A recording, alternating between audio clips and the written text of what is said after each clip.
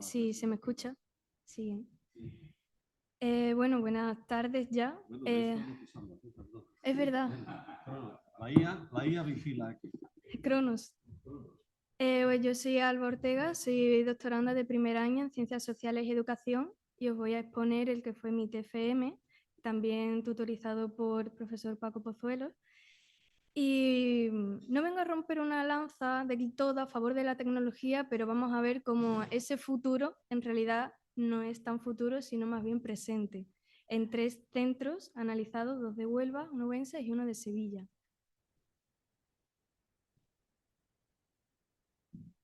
Sonido va a ser que no hay, pero no pasa nada.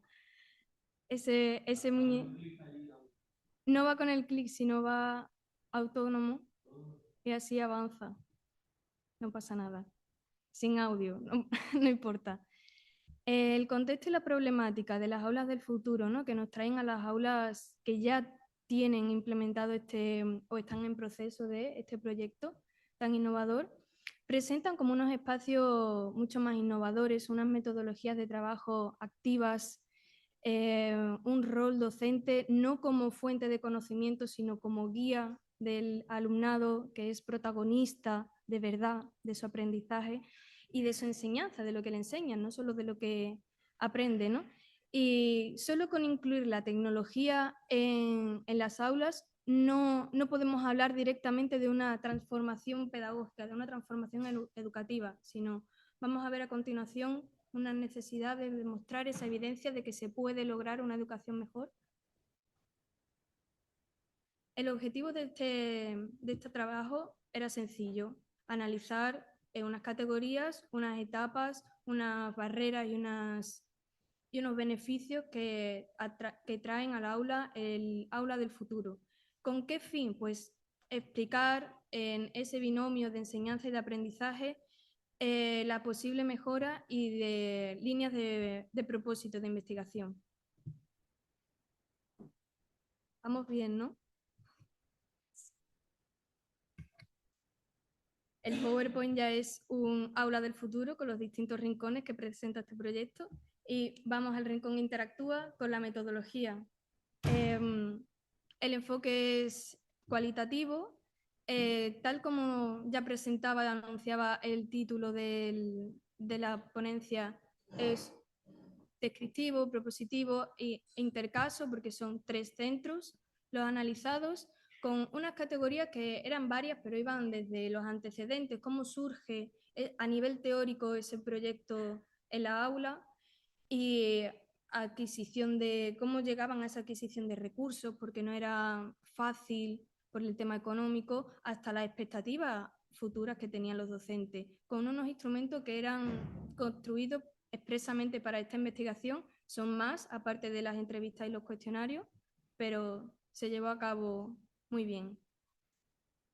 Nos acompañaba Tiza al siguiente rincón.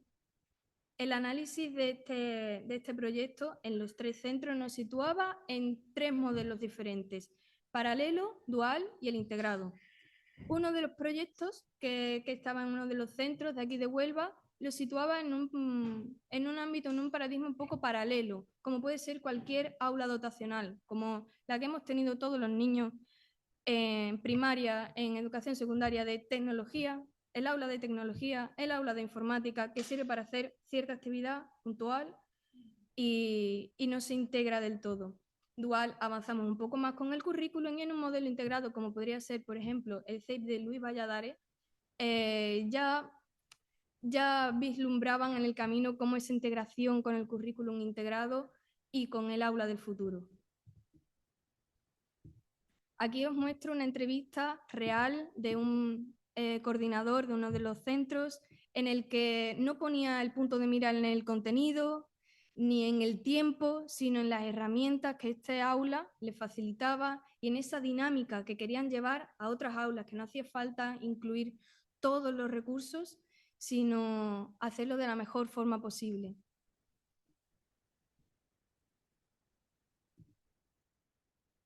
Los resultados, pues unos facilitadores como el liderazgo distribuido, unas barreras como ya he dicho, el tiempo, la economía, y que a mayor integración tanto alumnos como el docente estaban cómodos con este proyecto. Y para concluir, pues no solo es espacio, es integración de todos, de alumnado, con todas las capacidades de los alumnados, de todo el docente y de todos los recursos, porque se puede transformar la educación gracias a proyectos como el Aula del Futuro y el Currículum Integrado. Unas futuras líneas de otro centro o incluir a las familias con comunidades de aprendizaje. Y hasta aquí. Muchas gracias por la atención. Espero que se les dé ayuda. Hay que decir que aunque aquí no hemos podido ver todo la presentación, podría ocurrir en vuestro ordenador. Por lo tanto, aquí tenemos el ordenador, el Zoom, el no sé qué, y para la caída y más.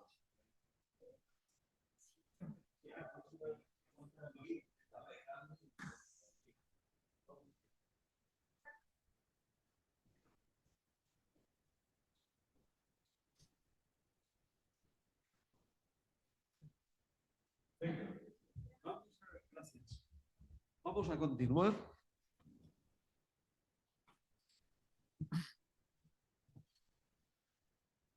Veamos.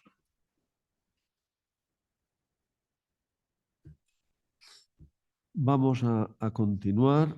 Esta ya la tenemos. Quitamos esto de ahí.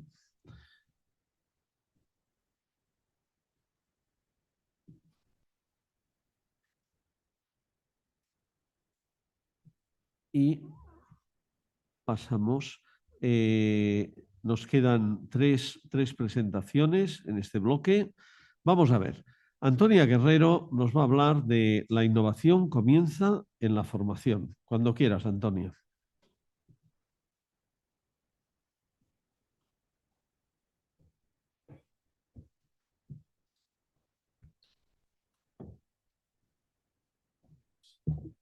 Pinchamos aquí y ya está, ¿no? Ya es eso mismo, pinchando ahí. Y aquí pues ya igual se puede ampliar. Mostrar miniatura. Bueno, así mismo. Así mismo, sí. Buenas tardes, mi nombre es Antonia Guerrero y yo vengo a compartir... Exactamente. Es la vida. Vengo a compartir un poco nuestra experiencia en la Escuela Oficial de Idiomas de aquí de Huelva, que tiene un contexto diferente, un poco diferente a lo que hemos estado viendo hasta ahora, un alumnado adulto. Estas son un poco nuestras cifras y las características de nuestro centro. Y lo que quiero compartir con vosotros es cómo hemos pasado de una formación en centro o autoformación, algo pasiva, a un modelo de formación más reflexivo, en el que hemos empezado a basarnos en evidencias, en datos y también orientado a la mejora real en el aula. No es un cambio puntual esto, empezamos ya hace algunos años y consideramos que es un proceso de transformación que a día de hoy sigue siendo nuestra identidad también como centro. Ponemos mucho esfuerzo y mucho énfasis en esta formación en centro. Os tendría que explicar un poco nuestra historia y por allá por el 2019-2020 empezamos a sufrir una serie de cambios estratégicos en nuestras enseñanzas, cambios en el currículum, cambios en el sistema de evaluación, nuevas destrezas como la mediación, cambios en los instrumentos de certificación, las nuevas metodologías, nuevas necesidades digitales y a partir del 2020 un cambio en el perfil del alumnado. Y todo ello nos llevó a replantearnos un poco el que necesitamos cambiar, necesitamos aprender cómo estábamos enseñando hasta ese momento, cómo estábamos evaluando. Y lo que teníamos claro es que no queríamos probar cosas al azar ni seguir la última moda, queríamos encontrar un enfoque que fuera riguroso, que fuera coherente y sobre todo que estuviera fundamentado. Y para ello tuvimos que pedir ayuda. Y pedimos ayuda al departamento de pedagogía de aquí, de la facultad de la Universidad de Huelva. Y puedo asegurar que a partir de ese momento fue un punto de inflexión. Gracias a esa colaboración con el departamento de pedagogía, empezamos a diseñar formaciones basadas en un enfoque científico. Recapitulamos datos y también a tomar decisiones y a no dejarnos llevar por meras intuiciones.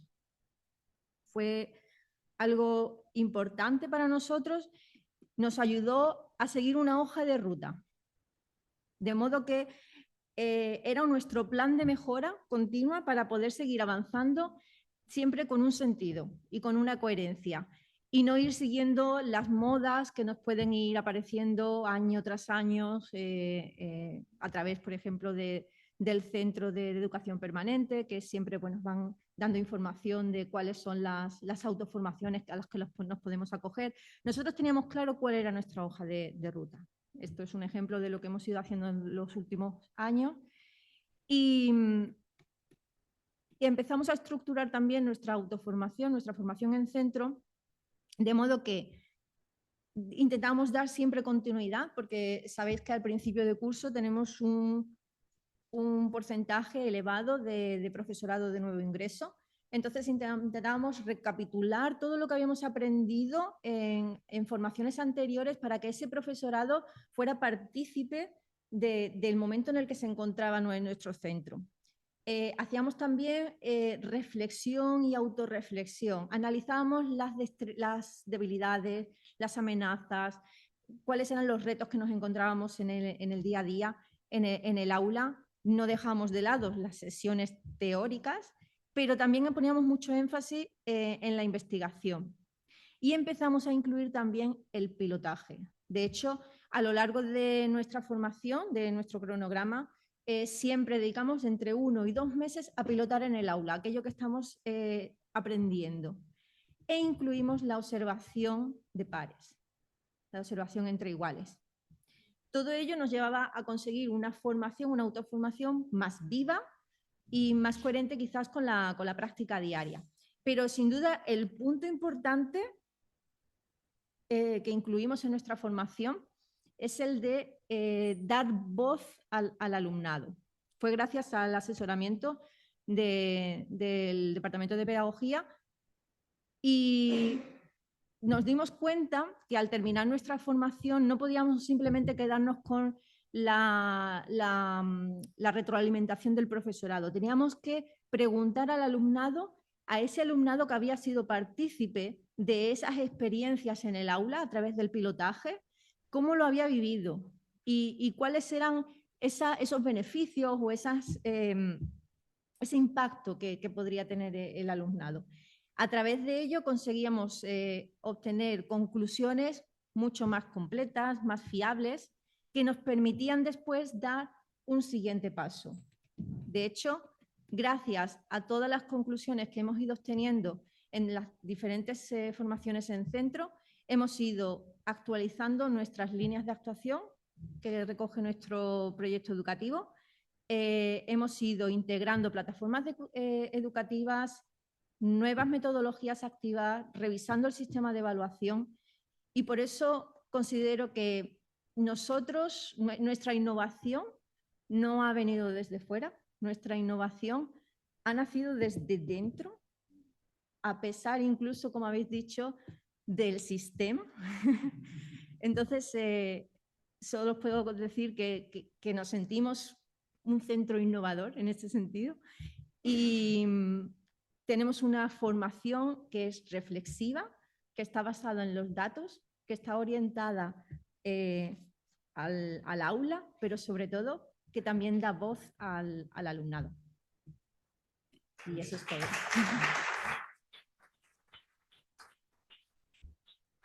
Enhorabuena.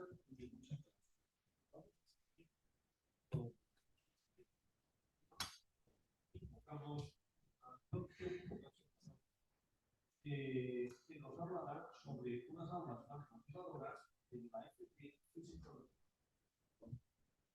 Sí, eso es. Por supuesto. Mira, a ver, este está activo, a ver si Sí, sí, sí. vamos a ver si con esto podemos mover bien tu presentación. Esperemos que sí. Parece que sí. Ampliamos la pantalla para que la tengas en tamaño mayor. Y luego haremos vista no, empezar desde el principio. Algo fundamental que es tener tiempo, porque el tiempo es vida. Cuando esto se acabe, al lío. Hola, muy buenas. Mi nombre es Ángel Camacho y vengo a presentaros aulas más motivadoras en FP Físico Deportiva. Voy a ofrecer una serie de estrategias basadas en las necesidades psicológicas básicas, ¿vale? Que podrán utilizarse, en este caso, en el contexto de la FP Físico Deportiva, pero como ya veréis, se podrá extrapolar también a otro tipo de contenido. Antes de comenzar, también quiero decir que puedo ser como el aperitivo de lo que viene después, ya que pertenezco al grupo de los siguientes ponentes. Y nada, vamos al lío. Partimos desde la teoría de la autodeterminación, que es una macroteoría que lo que nos intenta es analizar el grado en el que las personas actúan por su propia voluntad, atendiendo a una serie de factores contextuales o factores sociales, los cuales apoyan o dificultan el éxito a través de las necesidades psicológicas básicas, entendida como esos nutrientes psicológicos esenciales, innatos y universales, ¿vale? Por ello, presentando el siguiente modelo de Vasconcelos con diferentes factores, desde el primer factor, que en este caso sería el docente, ¿qué pasa con la satisfacción o la frustración de dichas necesidades psicológicas básicas que definiremos después? ¿Qué tipo de motivación tendrá el alumnado? ¿Qué consecuencias, o en este caso, qué efecto tendrá en el alumnado? Pues para ello, en primer lugar, comenzamos con la dimensión de autonomía. Autonomía no es hacer lo que os dé la gana, no, es dar la posibilidad de elegir. En el contexto de la FP Físico-Deportiva, por ejemplo, tenéis que diseñar un plan de entrenamiento para tal deportista. Podéis elegir entrenamiento de fuerza, entrenamiento de resistencia o un entrenamiento mixto. El alumnado elige, el alumnado decide qué es lo que quiere realizar. Del mismo modo, ahí tenéis una serie también de estrategias que podéis comprobar o podéis revisar en el documento. Nos vamos a parar en cada una de ellas debido a que tenemos que ceñirnos a ese reloj de arena tan famoso a lo largo de la mañana. Súper importante para la dimensión de autonomía, desde mi punto de vista, utilizar la indagación y utilizar el feedback interrogativo. ¿Por qué has elegido eso? ¿Crees que vas a conseguir esas adaptaciones positivas en tus deportistas? Si no, ¿por qué? Preguntar. Competencia, experimentar el éxito, eficacia. En este caso, lo más interesante, desde mi punto de vista, además de esos refuerzos positivos para motivar al alumnado, es que conozcan ese progreso en la enseñanza, en el aprendizaje. Por ejemplo, le mandamos en este caso o ofrecemos al alumnado de diseñar en el plan anterior, evaluamos pre, evaluamos post, en qué estado nos encontramos, hemos experimentado el éxito, no lo hemos experimentado, cuidado, normalizamos, gestionamos el error nos ayuda para mejorar. ¿Qué hemos logrado? ¿A dónde hemos llegado? Proponemos otra opción para experimentar el éxito o lograr esos objetivos en los cuales nos planteamos. La siguiente sería la necesidad de relación. En este caso, cómo interactuamos, siempre vista desde un carácter positivo. Es decir, en este caso sería la relación entre el alumnado, el profesorado o también entre el propio alumnado. Algo muy importante, que esas relaciones sean eficaces, eficientes, que sean fructíferas, que generar un clima de pertenecer a ese grupo, diría yo.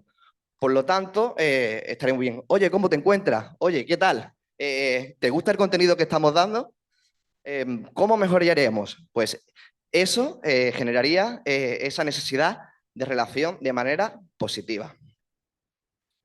En los últimos años se está hablando como la novedad, como una posible cuarta necesidad psicológica más. todavía no está incluida dentro de la SDT, pero hay estudios que evidencian que podría utilizarse. En este caso, la novedad es cómo experimentar algo que previamente no se haya vivido o salirnos de lo habitual. Por ejemplo, en FP físico-deportiva o incluso en cualquier otro ámbito, vengo a utilizar la inteligencia artificial de una manera novedosa para evaluar un test de salto o para dar un nuevo contenido. Eso sería una estrategia para implementar lo que es la necesidad psicológica de novedad. El modelo que presentamos antes, aquí está la clave. ¿Quién quiere ser? Profesor, profesora que apoya las necesidades, que podremos tener en la satisfacción o frustración, es decir, apoyamos necesidades satisfechas, motivación será más autónoma y tendrán una serie de consecuencias como la intención de ser activo o una autoestima alta. Para finalizar, quiero cerrar con esto. Sin autonomía, obedecen. Sin competencia, se frustran. Sin relación, desconectan. Y sin la novedad, se aburren. Otra vez, desde el pañuelito. Con las cuatro. ¿Sabes? De verdad. Muchísimas gracias por la atención.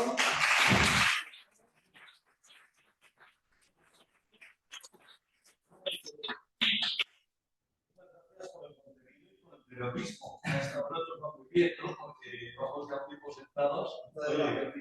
Sería la tesis. Sí, de hecho, quiero, ya que estamos presentes, fui alumno de ellos, compañero de Chema, que también para mí sigue siendo un profesor. Muchísimas gracias por aquello que me ha dicho. Pues venga, estupendo.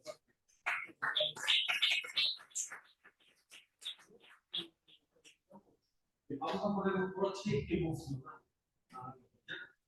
Adelante, nuestros tres invitados ahora. Vamos a poner la presentación primero de todo para asegurarnos que no tenemos ninguna dificultad más. Si queréis empezar a hablar y a presentaros, estáis ganando tiempo antes de que Crono se ponga en marcha. Mientras yo preparo esto. ¿Está conectado?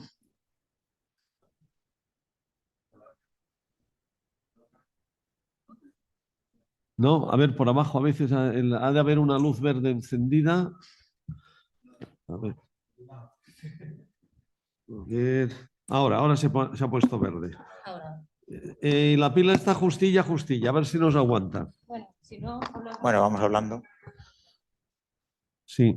Bueno, primero darte las gracias, Pera, por darnos el prime time. A vosotros. De la mañana. Las conferencias principales no son las que empiezan, sino las que acaban, ¿verdad? No, y perdona, es el prime time porque es el tiempo justo antes del almuerzo. Aquí tenemos que estar todos, si no, no habrá almuerzo. Es prime time, es de verdad. Absolutamente, el prime time. Totalmente.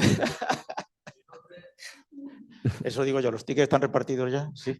Sí, pero es que hasta que no digamos que adelante, no los admitirán allí, tendrán que pagar. O sea bien. Esperen si ustedes aquí. Pues tenéis que aguantar 5 minutillos, a ver cuando pongan la IA en marcha. Espera, que voy a poneros primero la presentación. A ver, y ya entonces, ahora mismo ya empezamos. Vamos a ver, aquí tenemos la presentación. Veremos de hacer que se proyecte un poco más grande. Aquí. Vamos a ver. Cuando queráis adelante, yo simplemente voy a ampliar esto un poco más, si puedo, aquí. Sí, sí que puedo.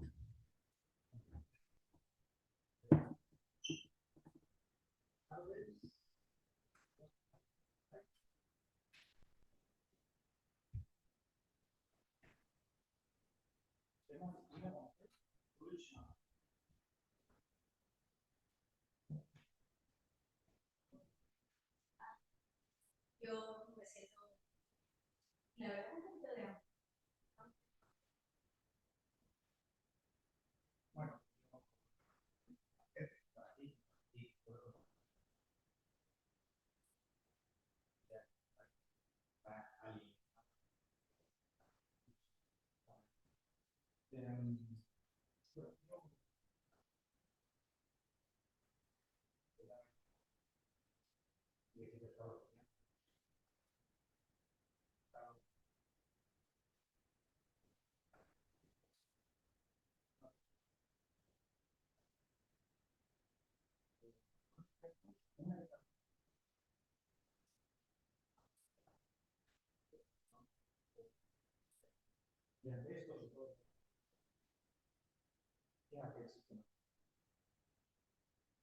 Pues desde el siglo XIX y desde los 6 años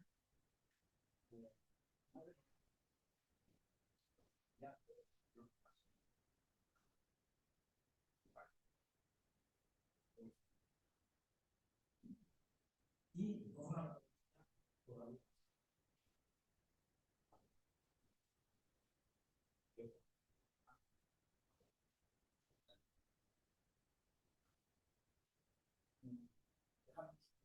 cuando lo ignoran para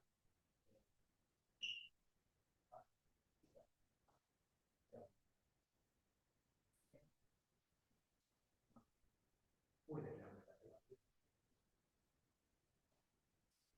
la fuera de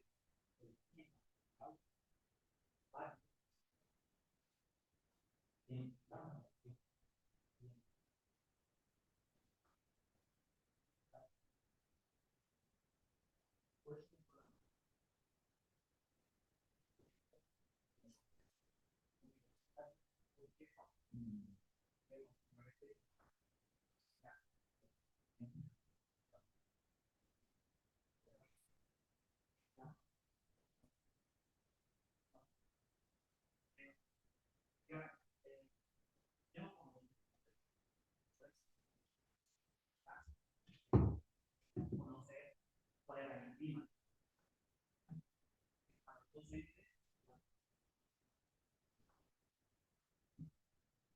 para ir desarrollando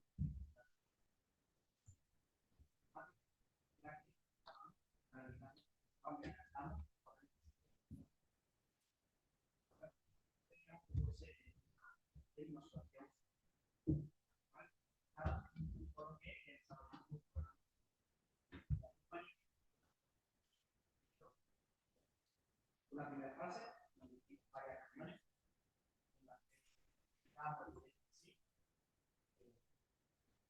digamos, cada uno de los climas. Esta nueva herramienta pues, se va a hacer una segunda fase, en el cual el docente y los para dar feedback y estrategias. Y una tercera fase, todos los participantes buscando los resultados y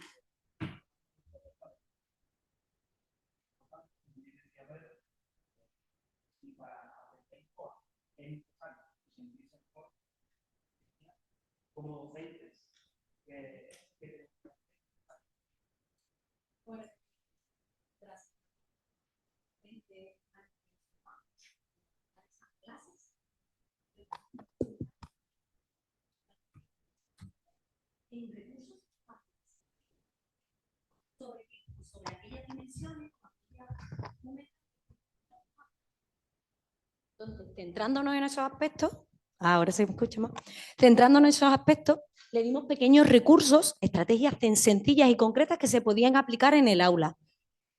Por ejemplo, esto que estoy haciendo de moverme por el aula, fijarme vuestra actitud corporal, eso ayuda mucho a cómo puedo direccionar, cómo puedo seguir dando mi clase, ¿no? A nivel de conciencia emocional, pues usar un lenguaje emocional.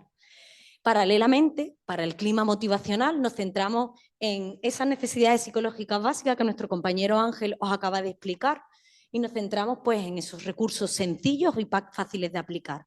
Autonomía, dándole posibilidad de que elijan, preguntarles.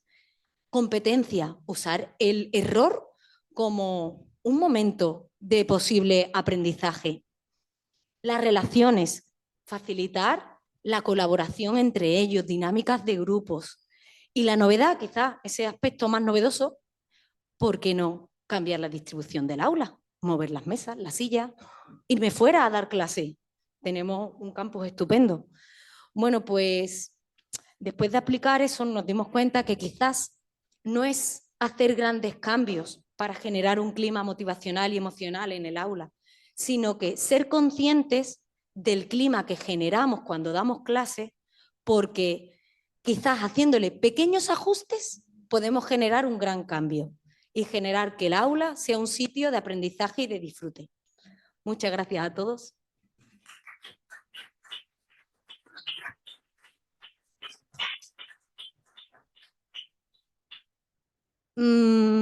Como nos ha sobrado 2 minutillos, si quieren preguntar o intervenir, ¿los dejamos?